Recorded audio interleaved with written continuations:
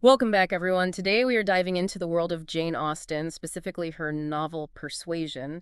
But we're not just here for a simple recap, are we? No, no, not at all. We're going deeper, looking at how Austen uses money, something everyone understands, to really lay bare the social dynamics of her time. It's really quite fascinating. Right, and I think it's easy to forget just how central money and status were, especially back then in 19th century England. I mean, it wasn't just about being comfortable, it was everything, wasn't it? It really was. It determined who you could marry, where you stood in society, the whole nine yards. And Austen captures this brilliantly right from the start with Sir Walter Elliot. Here's a man obsessed with appearances, with status. Oh, absolutely. He'd rather let his ancestral home, Killinch Hall, to strangers than actually have to cut back on his lifestyle. Exactly. And this is where Austen's critique of the aristocracy really starts to shine through, I think. She shows how their obsession with lineage and tradition could blind them to, well, reality. It's like Sir Walter would rather cling to the idea of his wealth and status, Yeah. even as it's literally crumbling around him. Precisely. Yeah. And what makes it even more interesting is this concept of entailment that Austen weaves in. You see, Kellynch Hall isn't just Sir Walter's to sell off, even if he wanted to.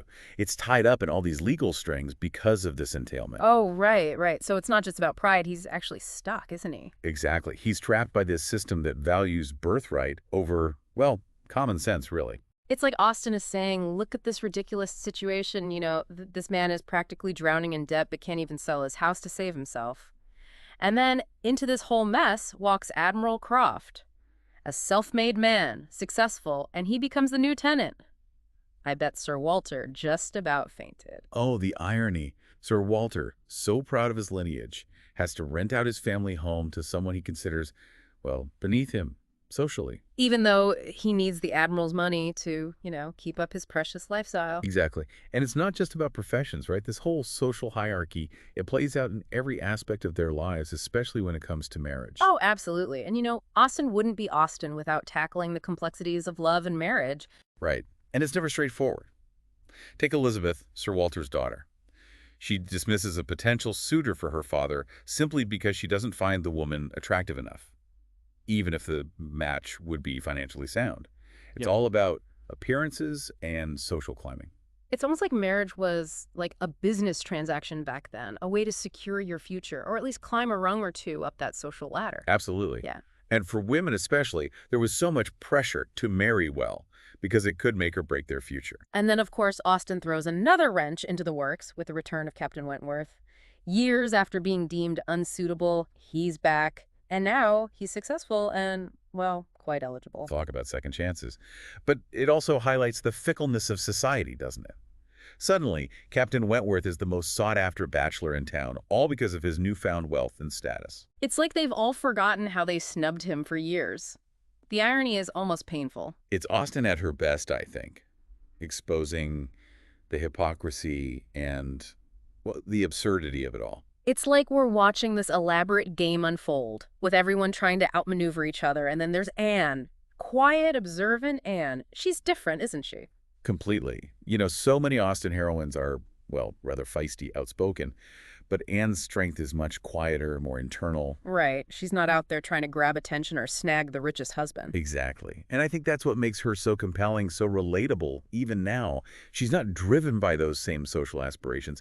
And you see this so clearly in her interactions with the Musgrove sisters, Henrietta and Louisa. Oh, they're like two sides of the same coin, aren't they? Right. Henrietta, so easily swayed by, well, everyone, and Louisa, determined to have her own way no matter what. And Anne's kind of watching this all unfold, taking it all in. And this is where Austen's brilliance as a writer really shines through, I think. She uses these other characters to highlight Anne's own unique qualities, her thoughtfulness, her compassion. You see it especially after Louisa's accident at Lyme Regis, right? While everyone else is panicking, Anne's the one who keeps her cool. Absolutely. That whole episode is so pivotal. And, it brings to mind that passage where Captain Wentworth's talking about women on naval ships, how they wouldn't be able to handle the lack of comforts. Yes. But it always felt like he was talking about more than just, like, physical comforts, didn't it? Exactly. He's projecting, isn't he?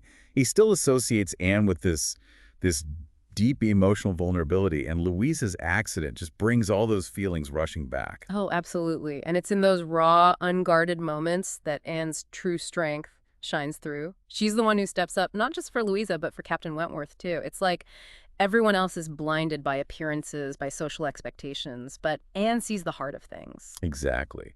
And I think that's what starts to draw Captain Wentworth back to her. He's seeing her with fresh eyes, recognizing those qualities he overlooked before. It makes you wonder how things might have been different if he'd been able to see those qualities years ago, before pride and societal pressures drove them apart. Right. It's that classic Austenian theme of second chances, of missed opportunities. And just as we're all hoping for a reconciliation, Austen throws in another complication, Mr. Elliot. Ah, Mr. Elliot. Charming, eligible, but is he really all that he seems? I smell trouble. Or Mr. Elliot, he's Austen at her most mischievous, I think. He's like that shiny object that distracts you from what's really important. Right. He represents everything society tells Anne she should want in a husband, doesn't he? Good family, social standing, financial security. But something about him always felt, I don't know, a bit too polished, like he was hiding something. Exactly. And this is where Anne's friend, Mrs. Smith, comes in. She's a breath of fresh air, really. Mrs. Smith, she's no nonsense, isn't she? She's not swayed by titles or fancy speeches. She sees Mr. Elliot for who he truly is. Precisely. She's lived experience, you see, and she's not afraid to speak her mind, even if it means challenging those social norms. And her insights into Mr. Elliot's past, well, let's just say they paint a very different picture. It's like that moment when a friend tells you something about someone and it just clicks everything into place. Suddenly you see things with such clarity. And I think that's what's so important about having those different perspectives in our lives, right? People who aren't afraid to challenge our assumptions, to make us see things from a new angle. Absolutely. We can all get so caught up in our own social circles, can't we? Surrounded by people who think and act just like us.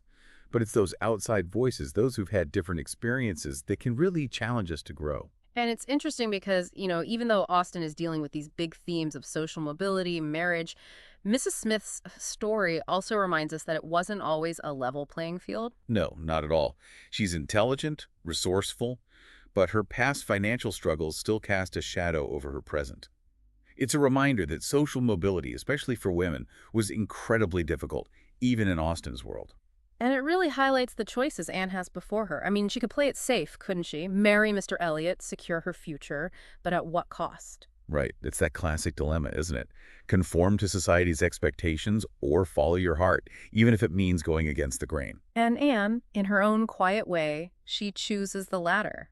She refuses to be defined by what society expects of her. And that's what makes her such a fantastic character, isn't it? Yeah. She's guided by her own moral compass, her own sense of what's right, and ultimately that's what draws Captain Wentworth back to her. He sees her strength, her integrity, the very qualities that society tried to dismiss. It's a beautiful reminder that true connection, genuine love, it runs deeper than social standing or financial security. It really does. And for us as readers, it's a powerful message, isn't it? To look beyond those superficial markers of worth, those social scripts we're also quick to judge by. It's so easy to get caught up in that, especially these days. But Austen reminds us to look deeper, to see the person, not the social media profile, the job title, the bank balance. Exactly. So, as you go about your day, think of Anne Elliot. Have the courage to defy those expectations, to value those qualities that truly matter: kindness, compassion, integrity. You never know, you might just find your own happy ending on your own terms. What a wonderful note to end on. Thanks for joining us for this deep dive, everyone. Until next time.